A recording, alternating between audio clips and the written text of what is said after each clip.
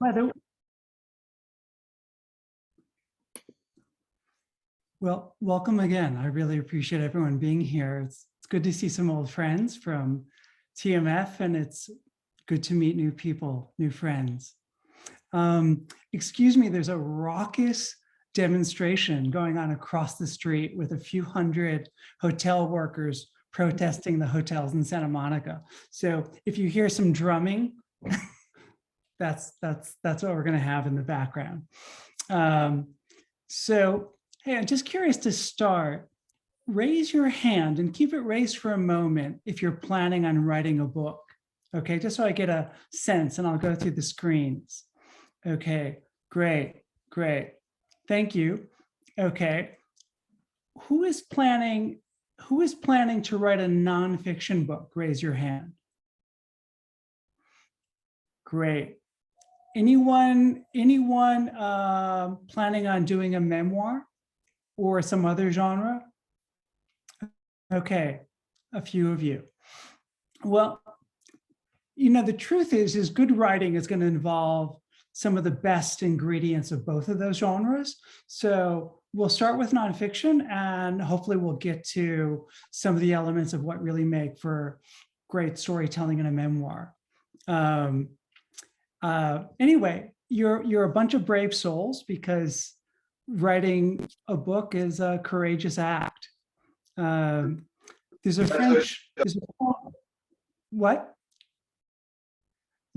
a quote by a French-born writer, Anais Nin, that I love. Maybe some of you know it. It's, "And the day came when the risk to remain tight in a bud was more painful than the risk it took to blossom." I'll say it again. "And the day came when the risk to remain tight in a bud was more painful than the risk it took to blossom." I can really relate to that. By the way, for those of you I haven't met, my name is Gali, G-A-L-I. And by the way, is that a question, or Lori, or is your hand still up? Well, there's one at your hand. So, okay, great. Okay. Just a really brief introduction is I'm a former LA Times reporter and magazine writer. And when I was a journalist, I mostly did these kind of feature stories on hard news. So I would write about, I was kind of like the gentle, compassionate guy at the newspapers that I worked for. I would write about the youngest person on death row. I'd spend a mother with a woman on crack. You know, I wrote about a leper colony in West Africa, and I spent 9 months writing about blindness in India, in rural India. So anyway, for the last 2 decades, I've mostly been with, a book coach, a writing teacher, and a ghostwriter. And I've had a real weakness for taking assignments overseas. So I used to be a writer for 2 years for a European prime minister and read his memoir, and even wrote for a while for an Italian foundation, which was just, I didn't care if they paid me or not. It was like just heaven to do that. So, and I'm a recent TMF grad. So my intention today is to plant a seed that each of you finds deep fulfillment in your writing journey. We're going to touch on different topics, as I said: nonfiction, memoir, literary agents, traditional publishers, hybrid publishers, self-publishing, book proposals, and I hope we have time to talk about the craft of powerful storytelling. So how about, I'm really open to questions, but how about if we try and sort of group those topic by topic? So I'll start on something, and then afterwards we can take a little pause. And if I'm talking too much, remind me and raise a hand, and I'll. Where's this person? This is not what I was expecting. Okay. Sorry if you've come to the wrong place. I'm disappointing already. Hey, so let's talk a little bit about nonfiction and maybe define our terms a little bit. Okay, so nonfiction is prose writing that's based on fact. Maybe it's history, real events. The subject matter can be really diverse. It could be fitness, psychology, or mindfulness. So fiction is referring to literature created out of the imagination, right? And I know some of this is really familiar to everyone, but I just thought I'd kind of put us all on a level playing field. So, and fiction genres can also be diverse. It could be sci-fi, it could be mystery, romance. So I personally tend to be a practitioner, by and large, of something called creative nonfiction, which simply means true stories well told. It's kind of what you see in like a good magazine, right? If you read, not that I write on the level of like the New Yorker, but it's people using the tools of fiction, dialogue, scene, description, to write nonfiction, to tell a more compelling story, to bring a reader, into the moment that you're describing on the page. Let's just take a second and get grounded, however you do that, and maybe just take a breath. And I'm going to just ask you, I'm just going to give you a short one-sentence contemplation, okay? What is my particular genius? What is my particular genius?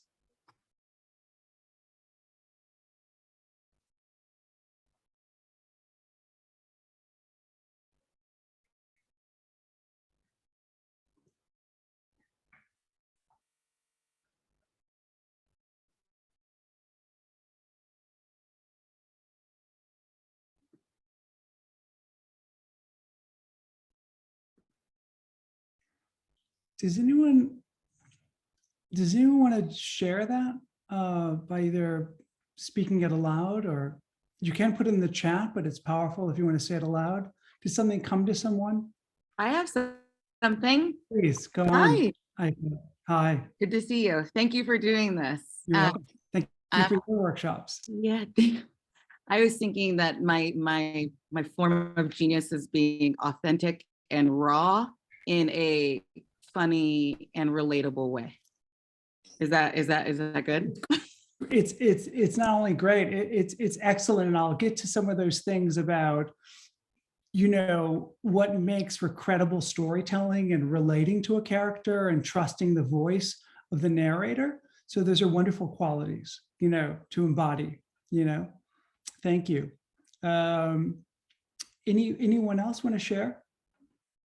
I can't always see the second page of people, so speak up. Clyde. I can go. This is Erin. It's kind of similar in is humorous, like self-deprecating humor, and vulnerability is how it came out. Actually, vulnerability came first, but vulnerable and that making fun of self. That sounds much kinder, actually. Making light of my humanness. That's a good way of saying it. So good to see you, Erin. By the way, just to piggyback on something Erin just said, or to comment on it, is, when we read great books, whether it's a novel or a work of nonfiction, we typically remember the characters. Those are the people that really drive the narrative. And, even if you have a character, right? And I think it's very helpful when you write to think of yourself as a character on the page, because it gives us a sense of distance, you know what I mean? And because I think a lot of you, even if you're going to be writing, say, a book on mindfulness, why are you the right person to write that book? Not only does the literary agent or publisher want to know that, but the reader wants to know that. Were you a total mess, an erotic mess? Because you're sort of the one they can relate to on that journey. So embodying the qualities that Erin just shared, if that's your personality and you can translate that onto the page with your writing, that's wonderful. Let's say there's 3 more and we'll stop there. So Clyde, go ahead. Thanks for waiting. The phrase that I came up with was storytelling that comes from the heart. Beautiful, beautiful. And that can be a challenge, just to say that and this isn't what you said, but spiritual writing can be just god awful, you know? And then there's some people who are just masters, right? Who really just, their humanity and personality just comes across, and you see them at their lowest ebb. So you really trust them as a narrator. It's not a self-serving vanity book, you know, so the world knows I was really a good person and everyone else did me wrong. You know, it's really like your truth, and it translates in your words and stories. So Heather. Illuminating the beauty in the midst of the suffering. Oh, I so relate to that. That's beautiful. That's beautiful. That was my experience always as a reporter, you know, whether I was in a leper colony, one of the most powerful days of my life, meeting that chief and going to shake the stump of his hand, you know? So you never know where beauty is going to be. And it's, again, that I'll get to when we talk about craft, how important it is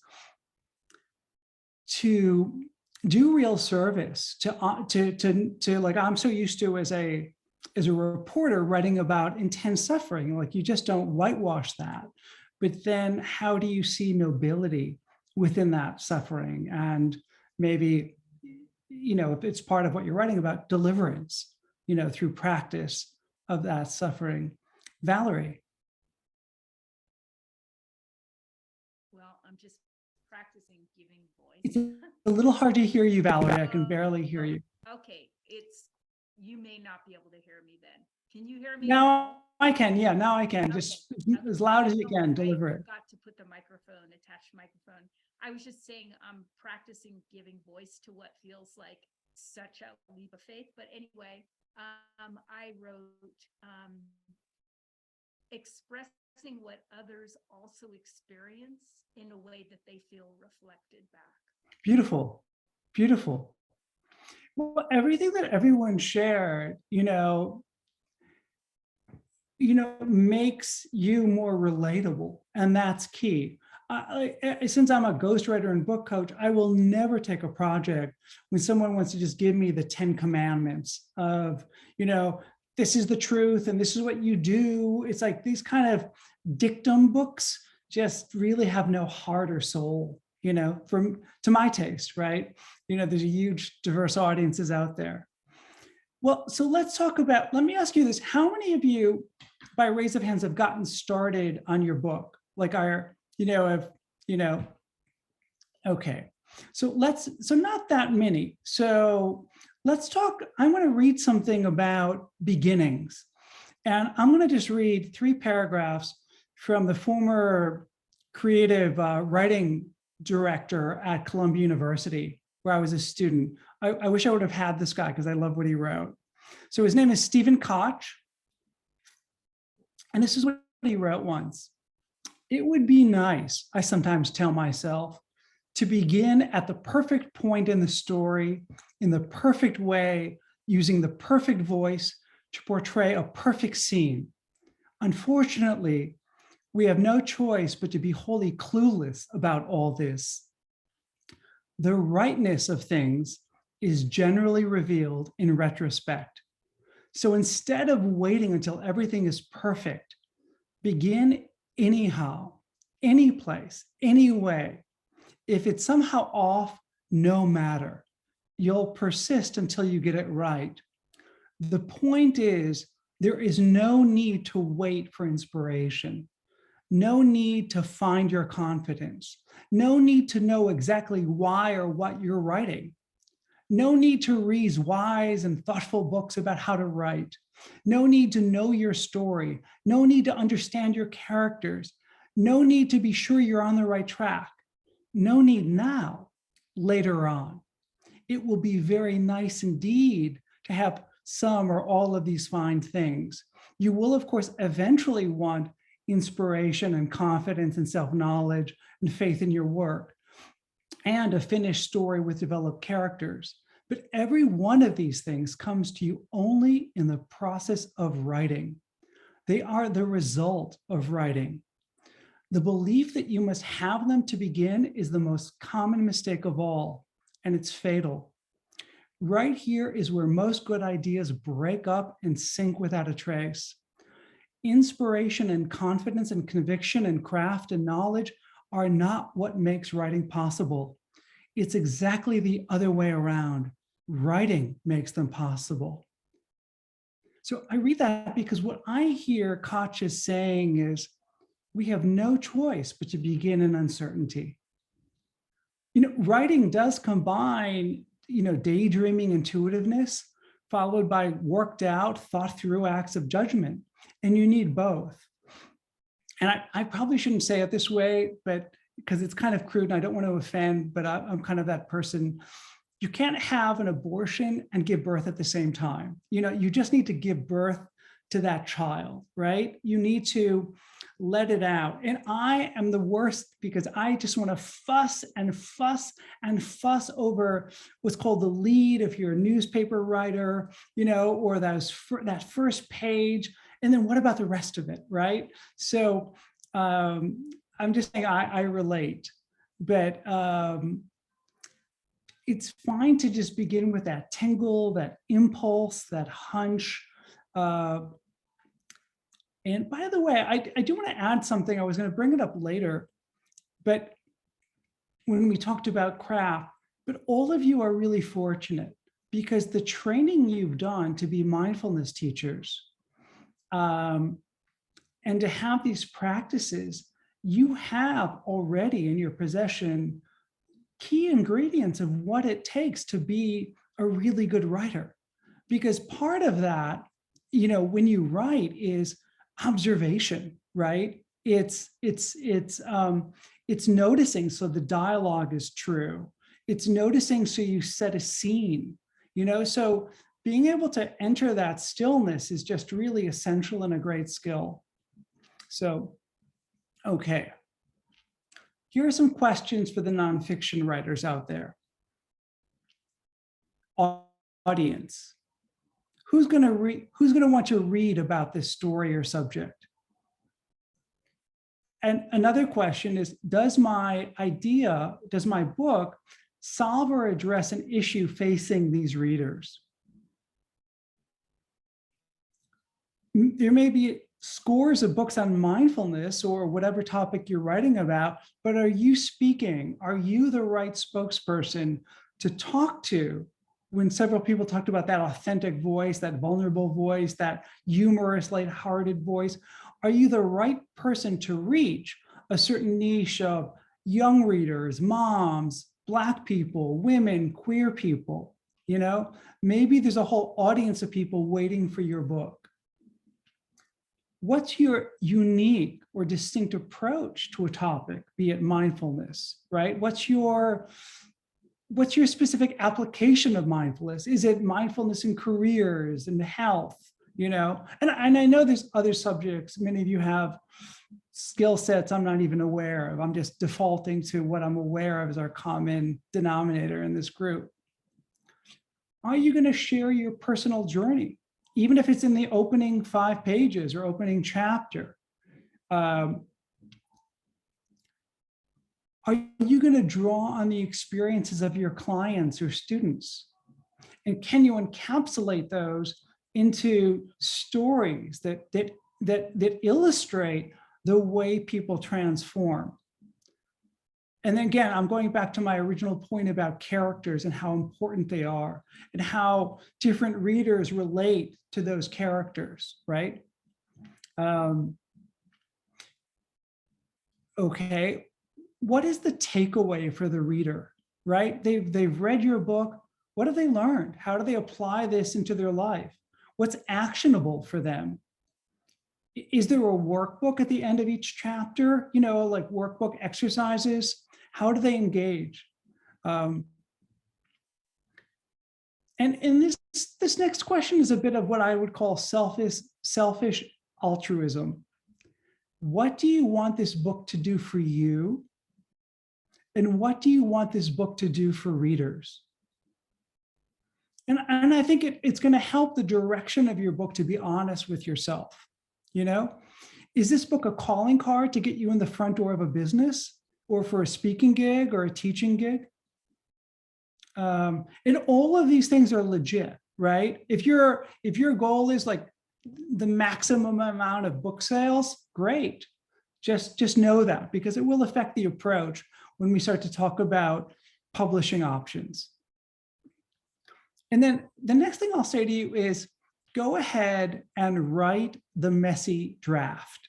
You know, I mean, I personally, I believe if you're doing nonfiction, and we'll talk more about that, I believe in, you know, in outlines. And, you know, if you're going to work with a traditional publisher, if you're going to try and sell the book, you're going to need a book proposal. And we'll talk more about that in a minute. But first, I want to throw something else out there. So this is a question for all you, and we can just kind of call these out. Here's a contemplation. What is your biggest obstacle, fear, or resistance to writing your book? Okay, so take a moment. Let's just be really brutally candid, you know, because believe me, you're not alone. What is your biggest obstacle, fear, or resistance to writing your book? Who wants to say, raise your hands and just shout something out? Or, okay, go ahead, Bridget. It's already all been said before. Okay. I have nothing new to add to the world. Okay. Audrey. Nobody's going to want to read. Got it. No one's going to want to read it. Okay, Richard. Okay, there's a few things in the chat that I'll read out. Let me go to the chat. Why am I not seeing chat?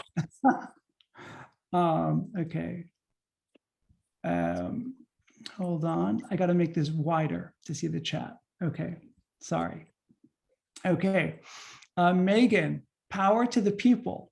Okay. Oh, I'm sorry. This is, I'm sort of missing the earlier ones. Okay, Richard, fear to put myself out there.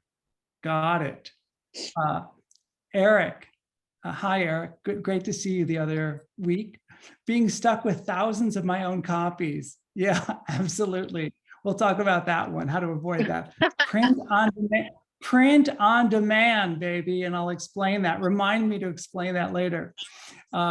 Lisa, telling the truth. Lori, humiliation. God, it's scary because I'm teaching this and I can relate to every one of these. Rejection. Jeff, I'm lazy. Absolutely. Join the crowd. Chris, fear and time. And okay. I have from Aiko, I like it, word, Jeff. And then, great. And then Sarah Song, say thanks, good to see you, Sarah. Getting stuck in a loop of perfectionism and never finish. Total character weakness for me and everything in my life. Yeah, great. Adding the wrong information. Thank you, Audrey. And Heather, am I prepared for the way it might affect my life?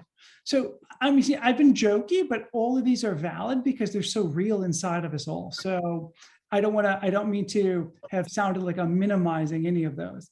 Let me just hide the chat because I have my notes on the other side of my screen. So let me just slide all this over again.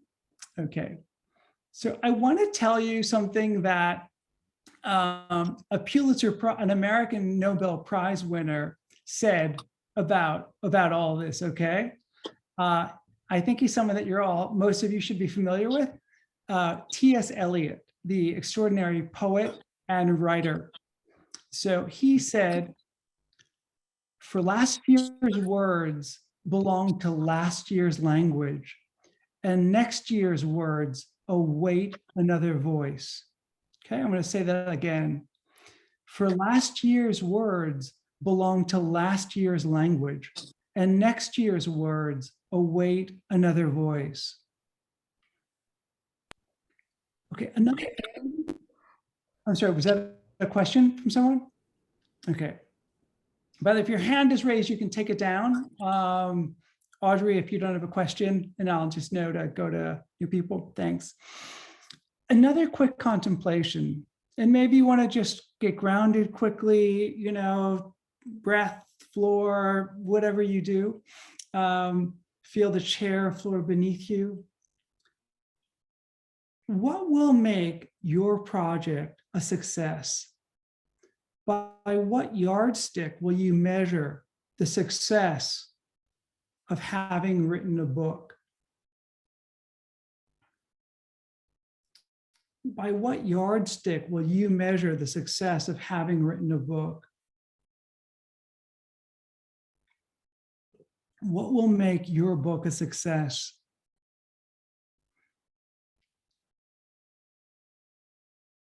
Great, Eric, finishing it. Being done. Great, so there's a certain theme there. Helping someone who reads it, beautiful, good writing. Having expressed the human condition. Aaron, please. How many people buy it? For sure. I don't want to admit that, but it's true. Well, yes, I do. I don't care. And how many people it impacts. Great, beautiful. Makes a difference. All very legit. Helping others reduce painful experience, beautiful. Let me see if I got everyone. Beautiful. The full thing was helping others reduce painful experiences by sharing experiences and on how to navigate obstacles. Meaningful, resonating to the reader, that it's resonant to the reader. Thank you, Lisa and Audrey. So let me just go, sorry, I just got to go hide that again. Oops. Okay, sorry.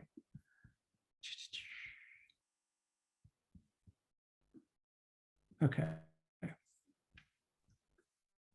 Okay, I'm just gonna forget about that and slide this over. Good, figured it out. Okay. So that's totally legit. You know, if your book is to sell as many copies, if you want to establish yourself as a thought leader, in the United States, what I've noticed with a lot of my clients, and I've been a ghostwriter for a guy with 2 New York Times bestselling books. Guess what? He don't write them. He hires people like me. Normally, I love my clients and I learn so much from him. He was not my favorite person. And he's, you know, out there smiling in front of millions of people, does a great TED Talk. He does a great human being when he does a TED Talk. Sorry. What I was going to say is, in the United States, writing a book, being called an author, is kind of a stand-in in popular culture for having a PhD. It's really served a lot of my clients, even with self-published books, you know? So while I want to tell you some scary stuff about the world of publishing, there are many roads to success, many roads, and you don't know what's going to catch fire, right?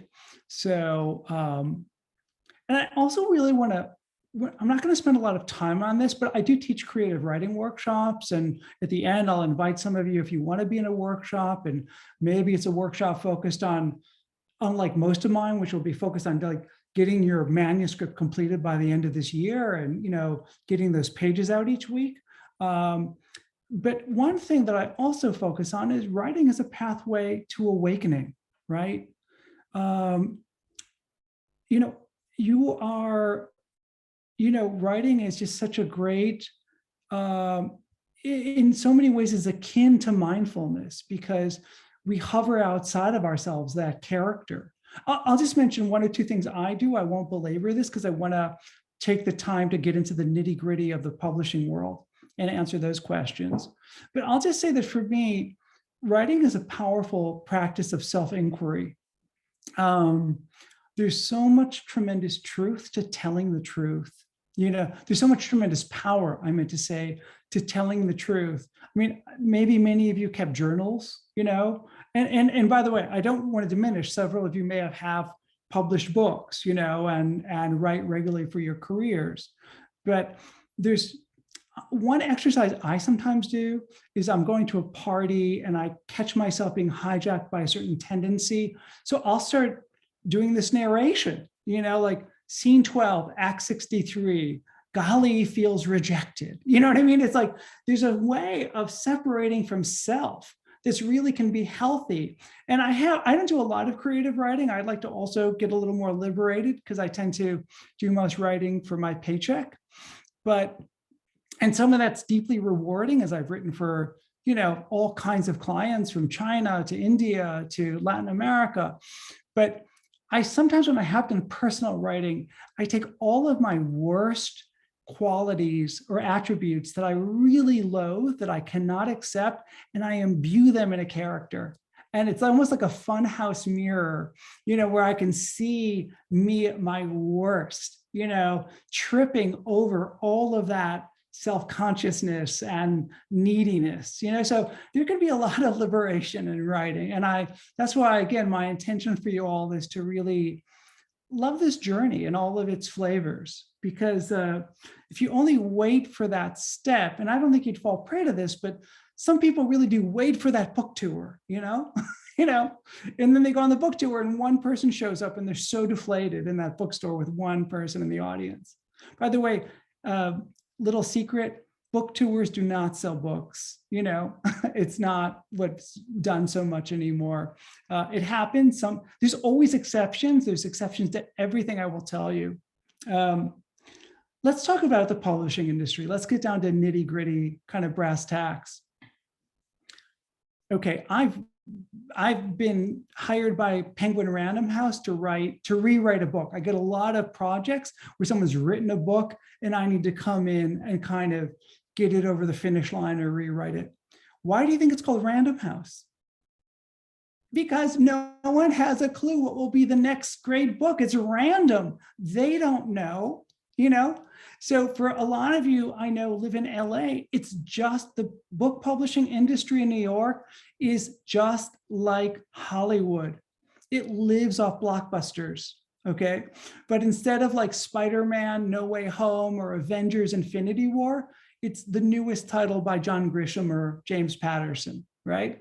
So a lot of nonfiction books don't make back their advance, So, but let's pause and kind of dial back and define a term.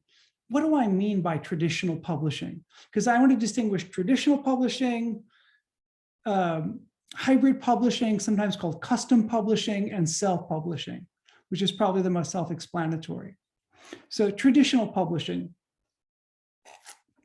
think Simon & Schuster, HarperCollins, Penguin Random House, and by the way, there's mid-sized publishing houses too.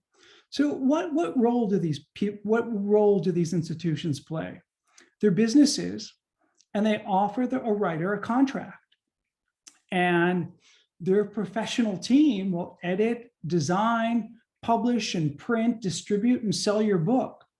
And if your book earns more money than they paid you for your advance, you'll receive royalties, but not until it exceeds your advance, right? So if they gave you $50,000 or $80,000, you're not going to get a penny, even if you've sold thousands of books, until they've made back everything they gave you first, okay? And I'll go through this and then we'll take some questions, but let me get through traditional publishing. So there are gatekeepers in traditional publishing. What do I mean by that? It's very rare for any New York publishing house to ever accept a book if you directly send it to them, right? The gatekeeper is called a literary agent, okay? And I mean, I do want to be clear, if it's a smaller house or an academic publisher, they may accept your direct query, right? And be interested in their book, in your book. So you need, if you want to go through, and we'll talk about the pros and cons, but if you want to have your book published through, say HarperCollins. By the way, my first client got $100,000 advance 16 years ago, my first kind of ghostwriting / editing client. She did really well. Sometimes some people say that's getting harder to get those advances, but literary agents, let's just define that, and then I'll tell you how to find one. So literary agents work purely on commission. They're going to take a cut of whatever advance or royalties you earn from your book. And so it's a kind of a two-tier system, traditional publishing. One, you need the agent. Two, the agent needs to land you a publishing deal, right? So if you're writing a novel or a memoir, an agent will typically want to see the entire finished manuscript. If you're writing a nonfiction book, which most of you are writing, typically all you need is a nonfiction book proposal. And in a minute, we'll go over what that entails. So, hey, if a publisher loves your proposal or your novel, they'll represent you and negotiate a contract for you. So some people do not work well with the pressure of third-party deadlines or editorial input. And I'll talk about what happens when you sell your baby to a traditional publisher. They own all the rights. All that is negotiated. So some of the challenges with traditional publishers, they often really are focused these days on metrics. And by metrics, I mean numbers. This is something that Aiko talked a lot about when she talked about social media. Do you have a platform, right? Can you leverage the media? Are you well known? Do you have social media followers? How are you able to leverage selling your book? Because to a publisher seeing a nonfiction book proposal, that's essentially like an investment document for them, and they're looking at it from, if you're an acquiring editor, for a publishing house who buys books, they're going to look at your platform. They're going to look at comparative titles. They'll say comp titles.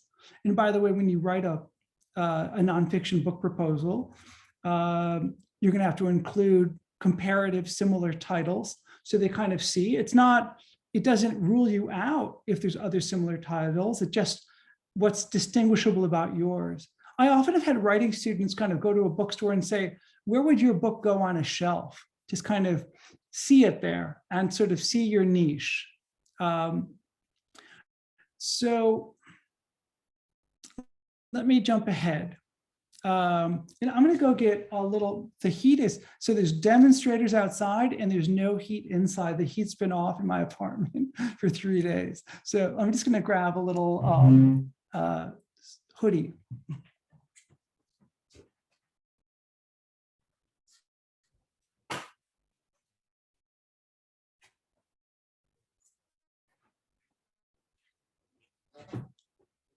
Hi again.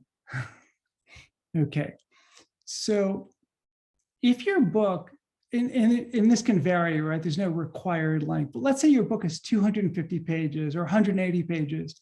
Your proposal might just be 25 to 30 pages, okay? So just to be clear, one thing about giving that publisher a nonfiction book proposal is they're going to give you input, right? They're going to evaluate that proposal and they might say, oh, we think you might want to leave out that section. We don't like your proposed title. We think this is a better title for the book, or that illustrator you hired who's your neighbor or your ex-boyfriend, he's not really of the caliber that we're going to use. So just know that if they buy your book, they're going to have some say-so in the editorial process. And if they slot you into their kind of machine of, there's phases and it's not going to come out as quickly as if you self-publish, but of course, we'll talk about some of the advantages of traditional publishing. For one, it confers a hell of a lot of validation, and if you're really keen on book sales, their power to leverage distribution may be of great help. Some people have, and also a great editor, they have a professional team who's going to help you. So hopefully the design, the interior, the cover, the spine, the back cover copy is going to be just kick-ass.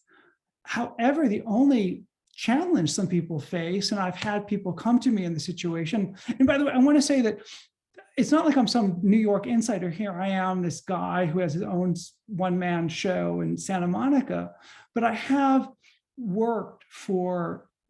gotten these projects from Random House and HarperCollins, and I have gotten quite a few projects from hybrid publishers, which we'll talk about in a minute, and I've helped people self-publish. So I'm just kind of sharing from what I've seen, you know? And again, it's like everything in life, we all have different experiences.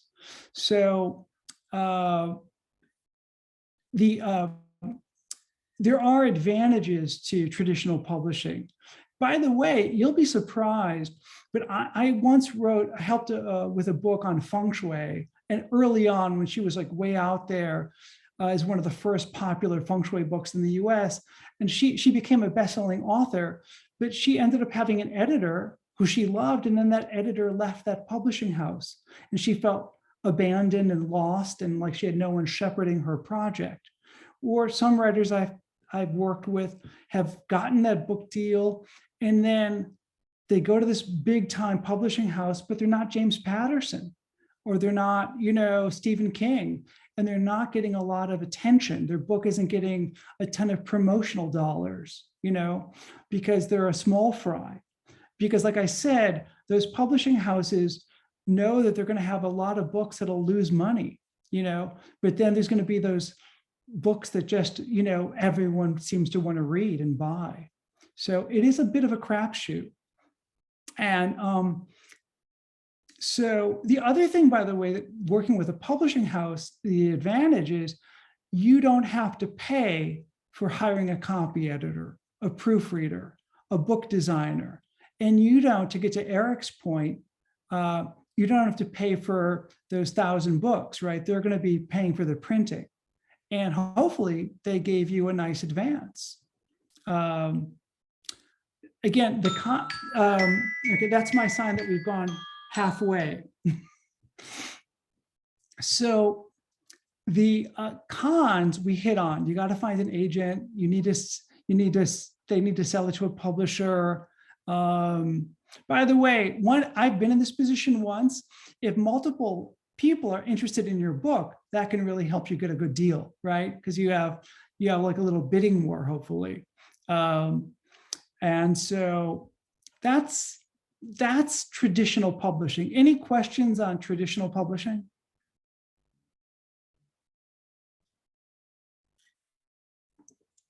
Okay, I don't see any. So let's just talk about hybrid publishing. So these publishers, and by the way, there's all different levels, right? You know, I've worked with an excellent hybrid publisher out of Seattle that does beautiful, beautiful books, and they charge an arm and a leg. And I'm like a developmental editor that they refer books to, but they do impeccable work. So obviously there's, you know, some people are doing a small hybrid publishing out of their basement and they could just be crappy, right? You have to evaluate any professional that you hire. Look at the books that they've done, right? Look at the acknowledgements, the people they've worked with, whether it's a literary agent or an editor that they've received from the writers they've worked with.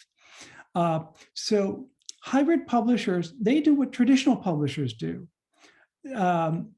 They have sales and distribution and editors and publicity and marketing, and they can design the cover. And the big difference, though, is rather than them paying you for the rights to your book that they then control, you pay them, right? So all the books you sell with a hybrid publisher, you keep 100% of the profits. If you want to resell those rights to Canada or Australia or New Zealand or England, you keep all that money, right? They don't own the rights like an American publisher like Random House would control. So it's really you paying them up front, and you can choose the services you need. Do you want to engage their design team to design the cover and the interior and the spine? And, you know, do you want to hire their web designers, whatever, or their copy editors or proofreaders? You don't have to get their full packages, which can get to be, you know, $10,000, $20,000, $30,000 and more. You know, I did have a wealthy client. I had a really fun project, and you can see the photos. I'll send you, I'll put in the chat in a moment my writing portfolio. Maybe some of you clicked on it in the email. I'm kind of proud of it because I just designed it and I don't really know what the hell I'm doing with those design tools. So I'm kind of, it took me forever, but I used Creative Suite in design without even knowing what the hell I was doing. So anyway, this book, Remembering Shanghai, they had deep pockets. It was the story of, several generations of this wealthy Chinese family from Shanghai, a fascinating story. By the way, this is one reason why you might want to talk to an editor early on. And I know I'm a little bit digressing here, but just to say, they spent 9 years, this woman, interviewing her mother. She was very bright, but all of her mother's stories, the mother survived Shanghai and then war-torn era of Japanese occupation and warlords by pushing away all the darkness. So it wasn't until I came in and got involved that I pushed this old woman and got out the stories about the warlords, the opium, the concubines, the foot binding. And now that book is being sold as a TV series in China. So they'd left all that stuff out and kept in all of her lovely memories of wealth and everything. But now it's a much juicier tale, and I think they're very happy with it.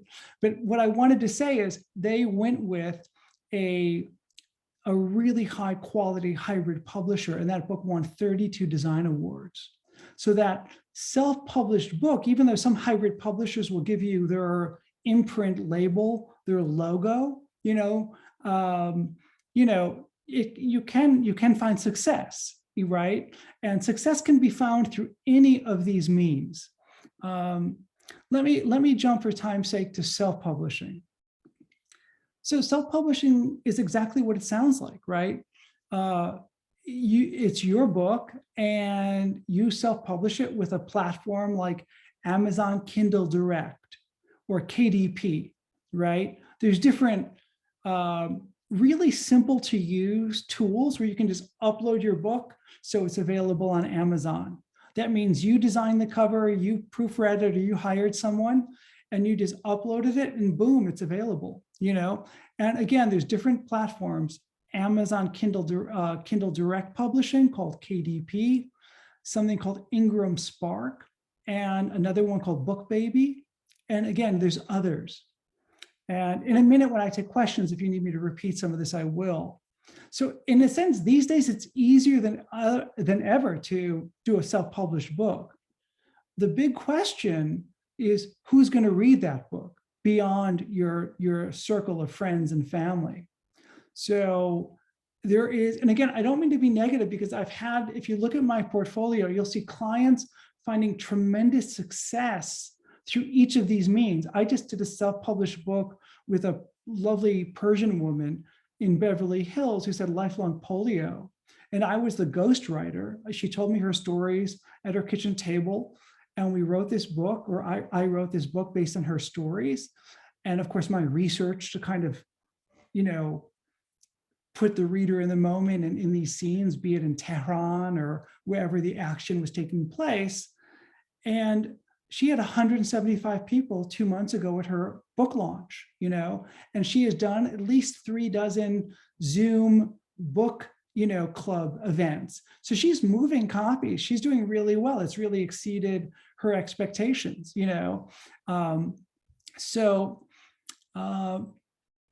Let me pause for a moment and just say, any questions on distinguishing between traditional publishing, hybrid publishing, and self-publishing? And by the way, I'll just add this thing to address Eric's question. How do I not get stuck with buying 1,000 books that are sitting in my garage? And let me give you some of the numbers on these things. So this Persian woman, whose book is I Kept Walking, I just spaced out on the subhead, but forget it.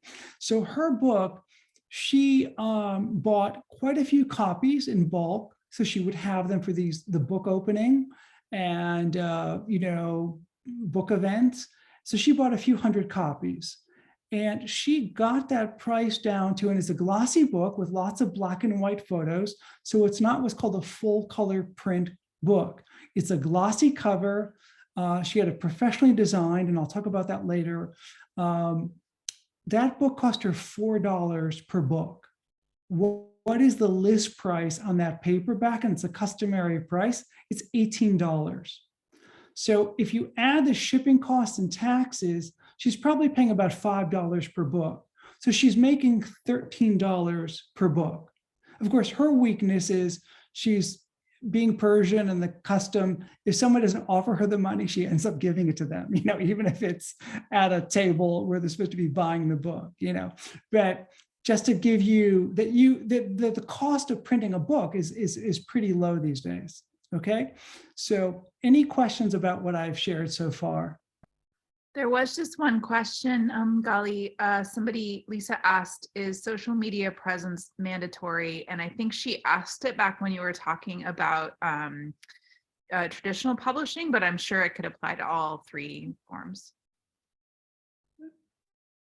So again, I think in our community of TMF, Aiko is the go-to person for this, but the reality is you can't just be living in your attic these days, writing a book and then expect the world to find it the day you're done.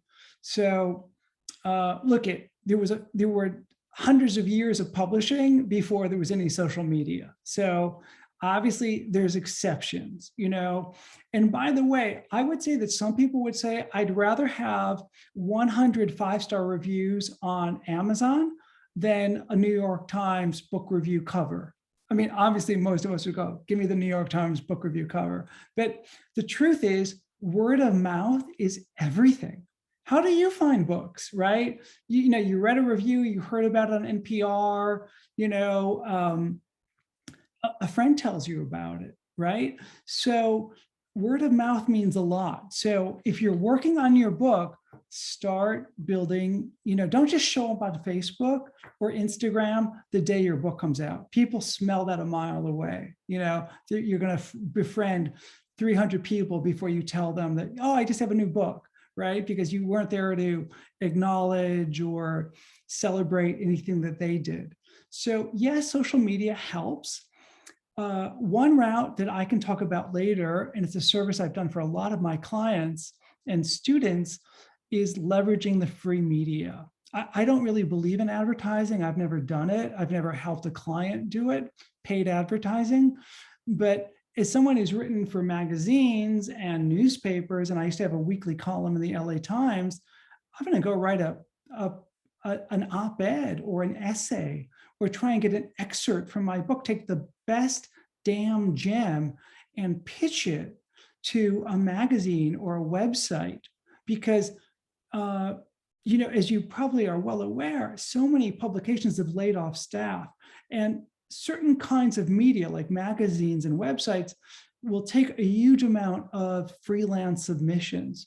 So if you're someone who feels like that's a venue for you and you want to time that to say when your book launches, you can look up Google submission guidelines and then the name of any publication, right?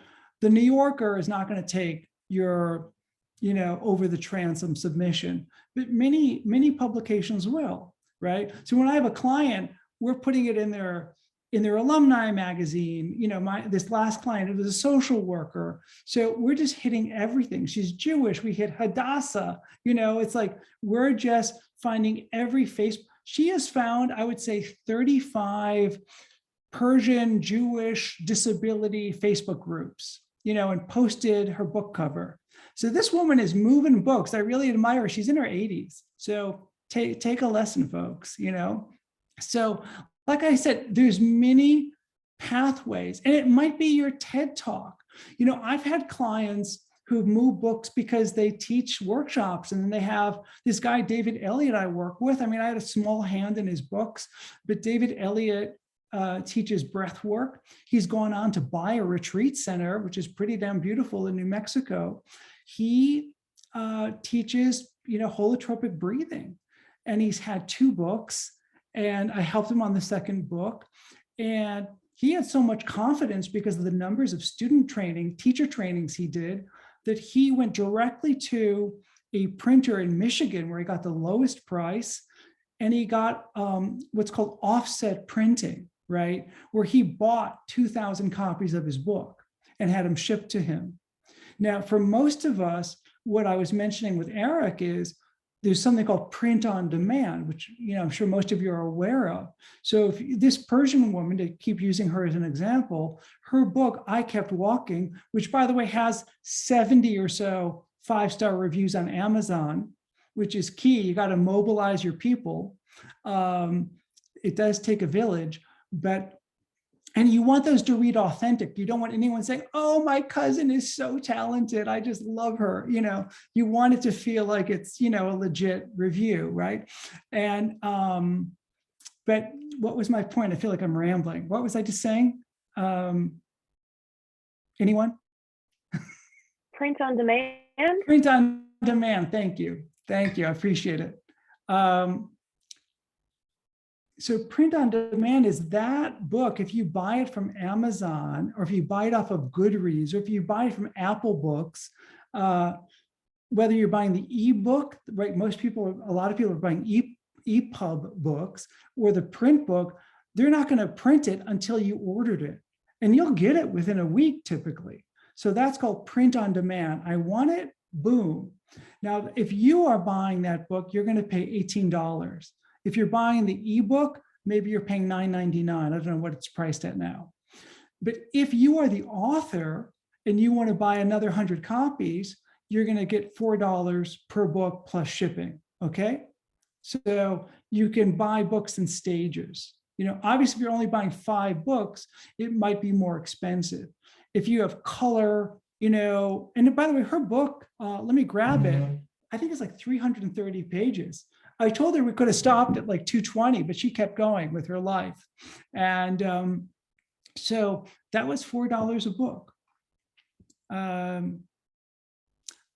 Let's talk for a moment about memoir, because I'd love to talk about, and don't stop listening if you're doing nonfiction, because I remember learning this at Columbia. I had a seminar with this woman, Judith Christ, who, for some of you of my generation, was a big time film reviewer who wrote for every publication out there.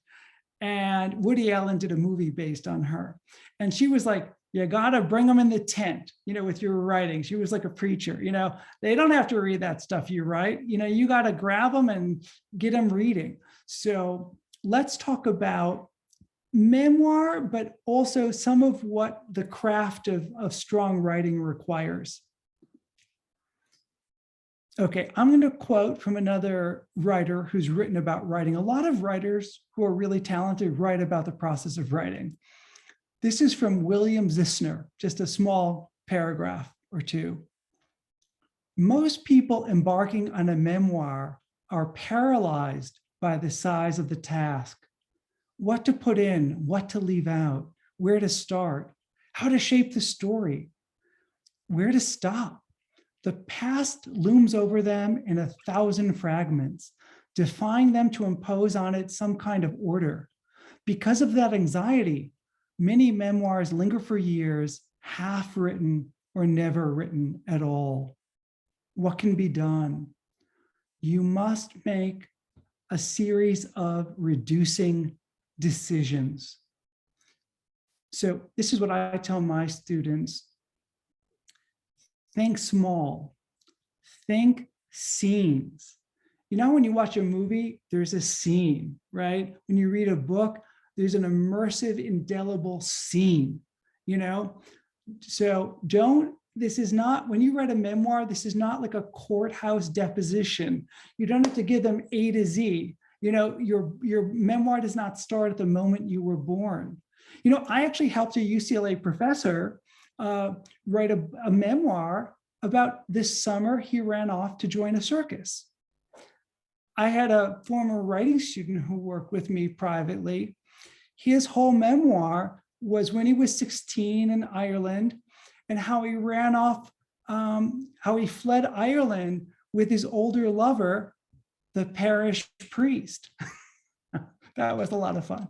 By the way, if you've had, I don't mean to make light of it, but if you've had trauma and an arduous life and incredible difficulty and challenges, my heart goes out to you. I totally relate. And you have incredibly good copy to draw on for your writing, okay? you know, your journey to who you are now, again, if you can be naked on the page and vulnerable, this is not like Jerry Springer. You're not like, and again, you're not like, I was gonna say taking a crap on the page, right? You're choosing what you tell, and there's a way to tell it, right? That's effective. But you wanna look for small contained incidents that are still vivid to you. They don't have to be quote unquote important, right? You know, one exercise I give my students is, I'll just say spontaneously, write 50 memories. Just keep going for 5 minutes, set a timer, just write 50 memories. They can be teeny. It could be that you stuck your tongue as a 7-year-old on a telephone pole that was frozen and your tongue stuck to it, right? There's a tell there, there's a character reveal to that moment. You know, here's a line that I read 40 years ago. If some of you might remember Sylvia Plath, the poet, and her memoir, The Bell Jar. Here's one line. It was a queer, sultry summer, the summer they electrocuted the Rosenbergs, and I didn't know what I was doing in New York. See, it just brings us right into this moment, right? There is a brazenness and courage to telling your story. And I really salute each of you for taking this on. I mean, I've been hiding in many ways. I've been a damn ghostwriter. I haven't written under my name since I left, you know, the LA Times, back when it was a newspaper 2 decades ago. You know, there's an adage among writers, which is write like they're dead. When you're writing, put down the real names because it'll have more heat for you. When you actually publish, you can think about, do I change it? But when you're writing that first draft, put all of the fire into it, right? The great American writer Eudora Welty once said, if you tell a story more than once, it's fiction, you know? I love the example of the Wolf brothers. There's Jeffrey and Tobias Wolff, and they're both writers, okay? And really you have to pity their poor mother, because Jeffrey wrote a painful and revelatory memoir of great success called The Duke of Deception, right? He was raised mostly by the father. And then 10 years later, his damn brother Tobias goes and writes a painful and revelatory memoir, a coming of age memoir called This Boy's Life. Completely different books, completely different universes, right? I mean, who that father is and who the mother is, it's just completely different perspectives. So my point in sharing that is, if your uncle, your brother, your cousin, your niece isn't happy with the book, here's what Anne Lamott said: if people didn't want you to write about them, they should have behaved better, you know? So tell the story you need to tell. If you do traditionally publish, an editor is not going to let you libel. You can't say certain things. But again, here's an off-color thing. And again, excuse my kind of crassness. I hope I don't offend, but I also hate to censor myself. If you have a male character and they're a monster and they do treacherous things and you don't want them to, you know, like protest and sue, give them a little penis. You know, they're never going to say that's me on the page. They're not going to sue you, you know, just, you know, so let's, so again, forgive my sensibility. Let's talk about writing craft for a moment, okay? So look, that's sort of what I teach. You can become a whole course. Let me reassure you all, great writers typically did not go to Harvard, Oxford, or Cambridge, right? A lot of academics can't write clear, engaging copy to save their lives. They're brilliant at writing, you know, their course materials or for their peers in esoteric journals or specialized journals, but having voice, you don't need. I've had students in my writing group. I had a British guy who comes to mind. This guy, all he did in London growing up was sleep with chicks, never went to school, got in fights, a boozer, you know, he makes his living in the United States selling cars, which he's done quite well at. Oh my God, was he on fire as a storyteller. His grammar was awful. His he didn't know punctuation, he couldn't spell, but could he tell a tale? And that really was alive on the page. So good writing is not the purview of some lofty few. I mean, mind you, you can spend a lifetime devoting yourself to the craft of becoming a more skilled writer. And again, even if you're not going to write a novel or a memoir, bringing these skills to your nonfiction storytelling is really important, especially if you want to tell some of the journey of some of your clients or your own journey. Knowing how to craft that tight, self-contained scene, because generality is the death of good writing. Another exercise I'll give students sometimes, and this is all stuff that I go over at length, and every class I teach is all participatory. I've never lectured quite this long before. So kind of forgive me. I'd love to do some creative writing exercises, but we don't quite have the time. So here's an opening paragraph of a recent story I read in the New Yorker. It's not fancy words, it's not fancy description. It's just a kind of credible narrator and point of view, because your point of view matters. So this is by Ben Lerner. When I became a father, I began to worry not only that I would die and not be able to care for my daughter, but that I would die in an embarrassing way, that my death would be an abiding embarrassment for Astra, that in some future world, assuming there is a future, she will be on a date with someone, hard as that is for me to imagine now, and her date will ask, "What does your father do?" And she will say, "He died when I was little."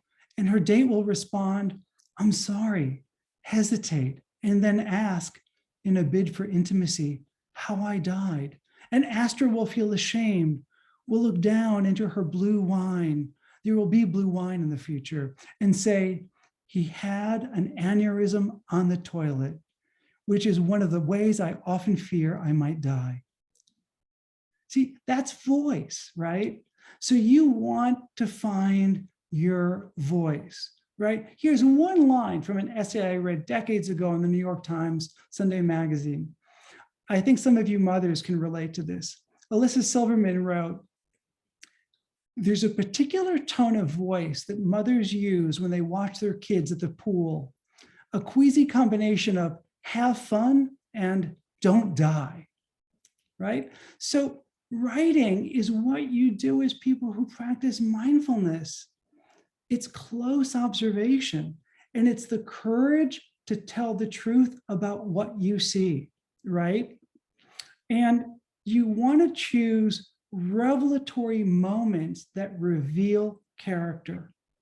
Here's one line. "The bird, released from its cage, sometimes sat on Gilly's head, its pale, bony feet pressing into her scalp."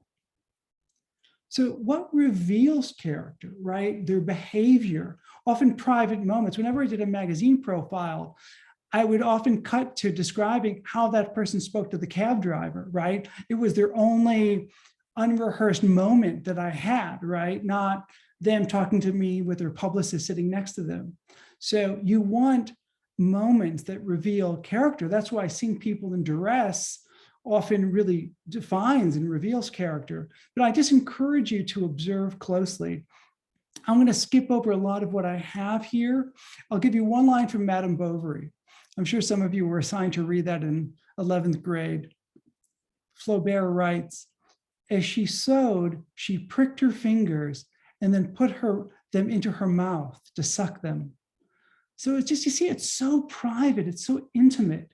Sometimes I give students a rolled up piece of paper and I'll tell them to look in the room, and maybe there's other students sitting there. So instead of just saying the man, the room, broad, generic, nondescript, they might first talk about the shoe, the feet walking toward them, right? That mannerism, that neurotic little tick that someone has.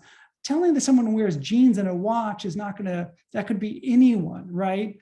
Here's another one of my kind of off-color examples, but it's true. I was teaching writing and one of my students had a short story he shared with a dominatrix. And I was like, okay, okay story, you have this exotic prop, a dominatrix, But who is this individual dominatrix? Give her some individuating characteristic. Let us know her as a human being. Don't just hide under this kind of label, right, of something dangerous, you know? So he came back, he was a very talented guy, and he gave this dominatrix a lazy eye. And from that detail of a lazy eye, he got his whole beautiful story. Her tricks called her the Cyclops. I mean, it was just brilliant, you know? So that's my work when I'm a ghostwriter. I need to find that wound, find that arc of what sent this billionaire, what was the wound and hunger that he needed to only be on this hunger to make money, you know, at the expense of everything else, right? So you need to find those things. And let me just break it down. The last thing I'll sort of talk about, not quite the last, but one of the last is writing a book. Don't think of the 80,000 words you need to write. By the way, as you're counting your pages, typically a printed book has 250 to 300 words on a page, okay? You know, if you want to write 180 pages, fine. You know, if you're writing again, there's a lot of leeway. And again, there's books now of all different size shapes, you know, that's called the trim size, you know. So I say, break it down into tiny, achievable goals. And many writers approach this differently. Some people do 3 pages a day. Some people say, I'm going to write 1,000 words a day, or I'm going to write, 1,000 words 3 times a week. You know, you have to look at your schedule, your life, your obligations, your commitments. Some people write for time. I'm going to just turn off my phone, put it on Do Not Disturb. I'm going to close the door, you know, tell the kids they can't come in, tell my partner to stay away, and I'm going to write for 1 hour. Or I'm going to get up early and write for an hour.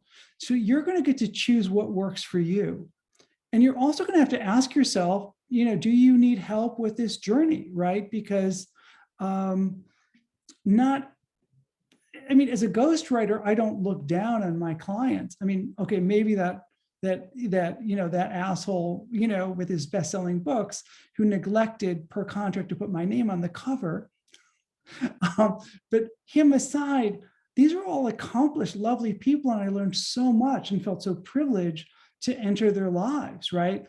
I mean, I know them so well to write in their voice. So one tool I used, and I discovered this writing for the Prime Minister, I was so daunted. You can't tell this, not that he'll find out. He paid me this huge advance to get started. I didn't do any writing for like 2 or 3 months. He was a fucking prime minister. I was hired by this New York agent because, oh, Gali's so international. And I am. I've lived in a lot of foreign countries and I speak a number of languages, but I'd never been to his region of the world. I didn't know a damn thing about his country. And on top of it, he started an international pharmaceutical company, and one drug earned $20 billion, is the world's #1 drug in that category. And he was also a top athlete. You know, he was the #1 distance cyclist from his country. So he had a big life, and he was the prime minister during a war. So I had to write from his perspective about a country and a language I didn't know. It was so daunting. And I found the books about his country kind of dull. So anyway, I loved the book I did, but the point is I discovered scene cards. Scene cards are what are commonly used among screenplay writers. And you don't have to go out and buy the fancy dancy, expensive screenplay writing software, Final Draft. I mean, you could use paper, cardboard cards, but I do like the electronic cards. And I happen to have that Final Draft, or used to have it. And so scene cards, I realized his life is no more than 80 scenes, 80 pivotal scenes. And I started to be very rigorous. I would give the scene a name like lowest ebb, right? The point of the deepest humiliation, the biggest defeat in his life, right? And I would also find, who are his enemies? What was his biggest obstacle? These are classic things that go back to Aeschylus and the Greeks and storytelling. I mean, even though there's a lot of truism of what makes the arc of a story, be it Star Wars or, a Dickens book, right? You make it your own, but there are kind of core things that reveal a character's journey or that will make your vignettes and anecdotes in your nonfiction book more compelling. So I did this task of every scene card, I would say, purpose of the scene. What's the setting? Setting is a character. Are you setting your book in the 21st century? Are you setting it in, 1820s Berlin? Are you setting it in, in Poughkeepsie, New York, and what that culture of that neighborhood in Poughkeepsie is? So setting matters. It's not arbitrary, and you want a sense of place to come alive on the page. So I would say in that scene card, I would have characters. Who are my characters in that scene? And like I said, and then when I had these scene cards and I had my 20, 30, 50, 80 scene cards, I could shuffle them, right? So there's sort of an arc to how the story progressed and where it took you. And by the way, I'm not a screenwriter and I've never written a screenplay, but I have found it helpful to read a screenplay. I've also found it helpful to read some trashy books because those trashy writers often really understand pacing. Where should a scene begin? Where should it end? Again, screenwriters are really ace at this because those scenes are short. Screenplays often have 110 scenes, so there's momentum to a book. You need to know when to, and you need to understand again that. So I'm going to back up a second. A term that screenwriters use is the log line. So if it's like an elevator pitch, right? A log line, and this will change throughout your writing, but I started to write what, quote unquote, a log line for my books, my ghostwritten books. The log line is, what is the heart of the story? Why should someone read this story? It's not just the dry events of the story, it's the why, right? And you can even Google log lines, good log lines. But the point is, an equivalent for a book writer is the back cover copy. The back cover copy, which may be, it's not always, the hardest thing you'll write, is the distillation of the sell of your book. Why should anyone pick this up? What is the voice that pulls you in? What is the urgency or the need that's fulfilled by reading this book? So that back cover copy you write for your book is also almost identical to the pitch you would send in a one-page pitch letter to a literary agent, right? It's the distillation, because these people in publishing, they're swamped with pitches. So you need to communicate with them. That's why they want a book proposal. They're not going to read your 220 pages, on spec. They want to see the distillation of those 3 top tight chapters, your short bio. And I know I didn't get into it, and I said I would. All of you can Google elements of nonfiction book proposal and find that. So, and again, just to sort of be gentle with yourselves, that log line or that back cover copy, that's going to evolve. I'm going back to what that excellent teacher, Stephen Koch at Columbia said. You're only going to know your story in retrospect through the act of writing. So start telling your story and you can refine it. And the way I'll sort of close is this. If you look at my editorial services, let me put it right now in the chat before I forget. If you want to get in touch with me, if you want to sort of see the kind of things I do, I'm going to put right now in the chat something called Gali Writing Portfolio. Okay, great. It's just taking a minute because it's big. So I think it was sent. Okay, great. Great. So you can sort of save that if it lets you drag it off the screen, and it'll let you know how to reach me. So if this is meaningful for you and you want to continue, the most cost-effective way to work with me, and of course, I'm not the right person for everybody. And nowadays, I only take people where there really is a rapport because life is just too short. I just had a wealthy Republican ambassador. I'm like, I don't want to work with this guy, not just because he was a Republican, it was just everything he stood for, every president he helped get elected. So my point is, I do these writing groups, and if enough people from TMF were interested, we could do a writing group online that was largely focused on getting that manuscript completed by the end of 2023, just getting a first manuscript down.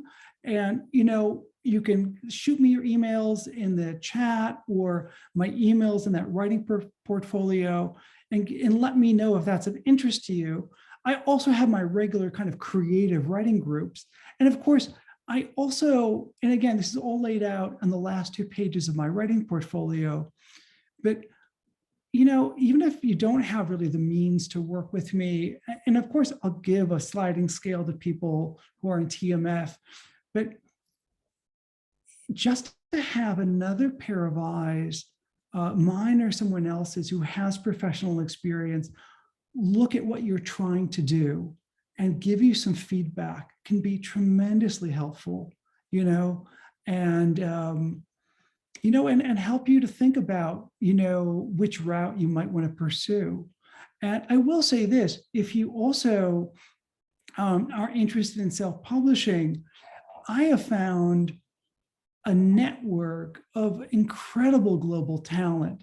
So the same people who win awards designing for HarperCollins, Hachette, Barnes and Nobles, or Simon & Schuster, not Barnes and Nobles, I mean, Penguin Random House or Simon & Schuster, they do freelance stuff.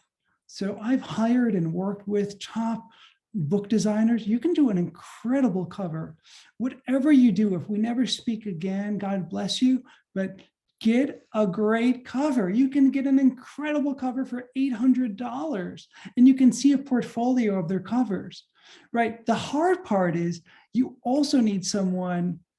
This is the tricky part, and it's another fuller conversation about just going with Amazon KDP versus Ingram Spark.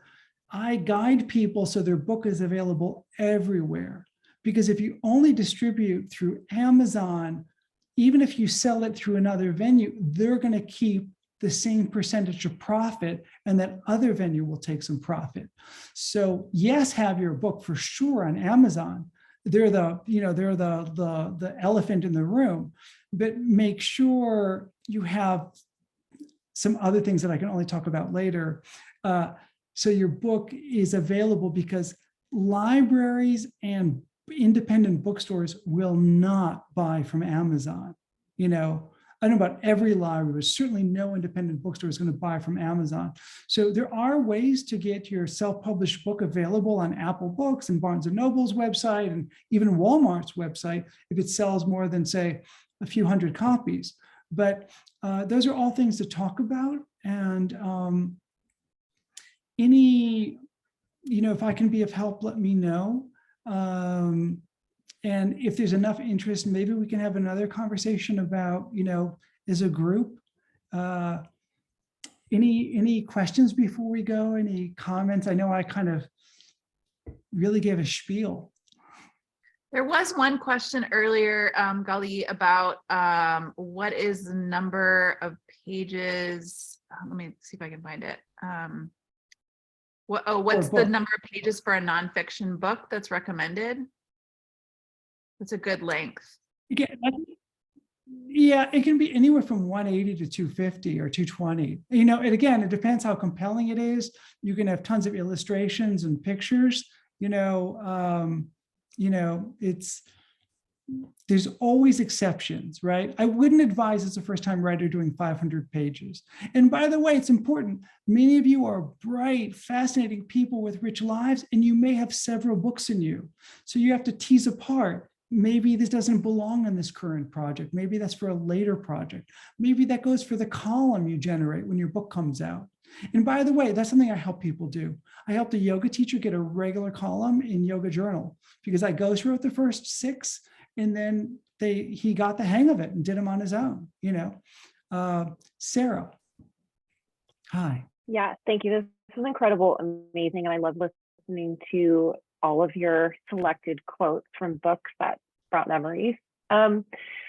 if one is writing a nonfiction type of book, do you suggest or do you have tips on, is it better to like kind of at least have like a structure of chapters or something? What I find is like I have all these ideas and I have like my Google, or like Word open, but it's like I just don't know how to like start. So like what structure or tips like do you think for a first time writer would be helpful just to start writing?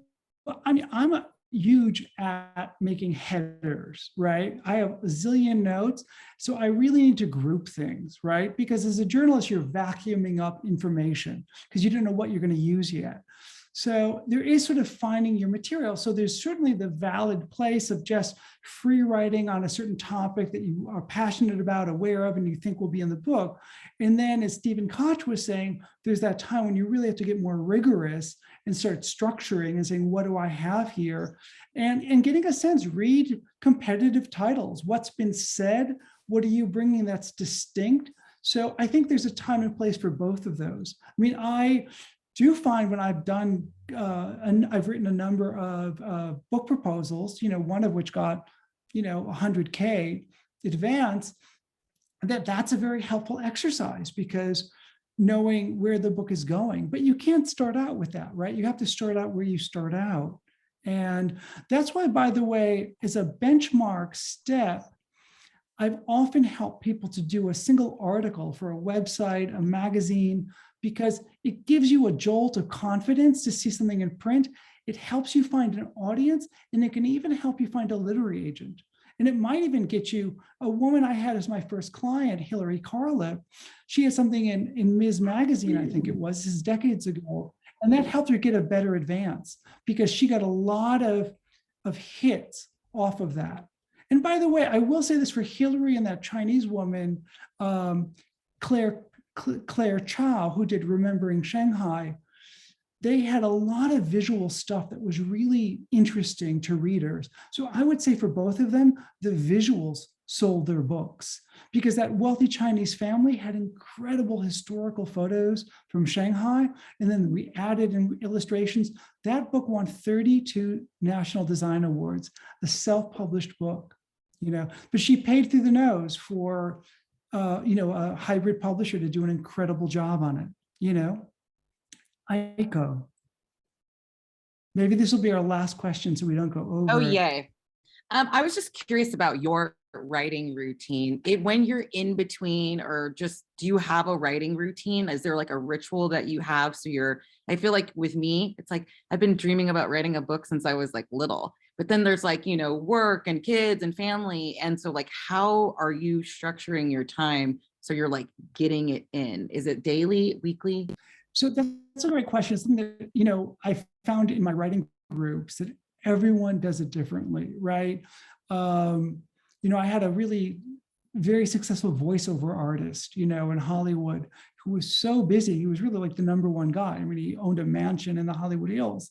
And he found that he could write in interim little sections. Like if he had 20 minutes, he would use it to write. He didn't need to like find his way in, right? A lot of writers will leave kind of like when they do their writing time, the hook for where they go next. So they don't have to sort of get all grouped. I have the worst habits. I write for deadlines, right? I prepared this talk today. I mean, it's the fear of utter humiliation or as a reporter that they'll shoot me and fire me if I don't get in that column. I wrote a weekly column for the LA Times. I sometimes write it driving to the newsroom. I pull over because something about the vice of time before I practice mindfulness, the mind would go still. I'd get under the noise of all of my, busyness. So I would say experiment. A lot of people, mothers I've met, do mornings, early mornings. Some people do late nights. Some people, be forgiving. I mean, try setting a timer, try that route. I'm gonna write for a half hour. And one thing we do in the group is we do a lot of spontaneous writing.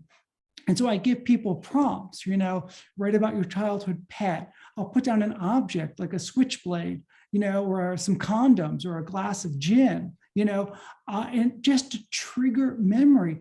And people are astonished the deep stuff that comes out from 5 minutes of writing without editing, not putting the pen down, you know? So reach out to me, happy to talk more. If you're a masseur, if you're a private chef, I do exchanges.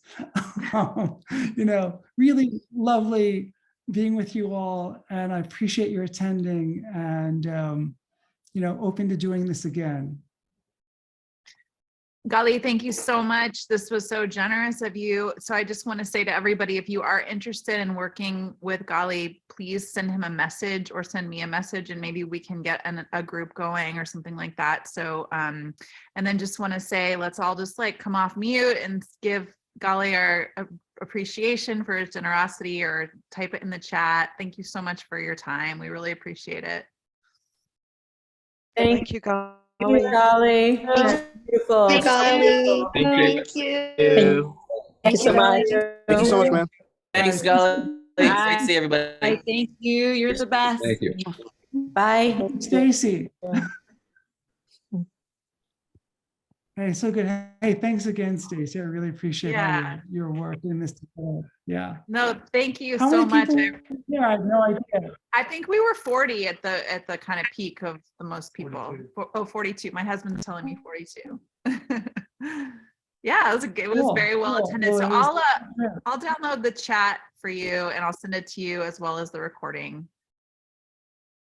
Okay, great, great.